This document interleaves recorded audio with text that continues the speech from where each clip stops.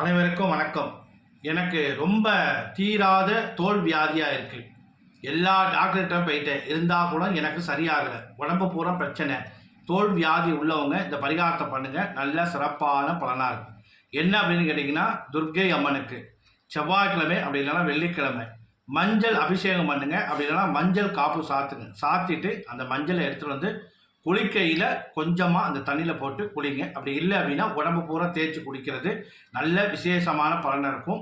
இதை என்ன பண்ணணும் அப்படின்னா, நீங்கள் செவ்வாய்க்கிழமை வெள்ளிக்கிழமை வந்து அம்பாளுக்கு மஞ்சள் காப்பா சாத்தினாலும் சரி, இல்லை அபிஷேகம் பண்ணி கொஞ்சமாக எடுத்துகிட்டு வந்தாலும் சரி தான், அந்த உடம்பு பூரா தேய்ச்சி குடிச்சிங்க அப்படின்னா உங்களுக்கு எந்த விதமான தோல் வியாதியாக இருந்தாலும் உடனே நிவர்த்தி ஆகும்.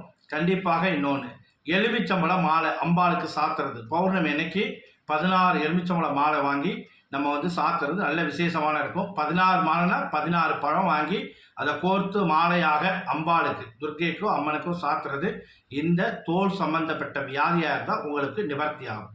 நன்றி, வணக்கம்.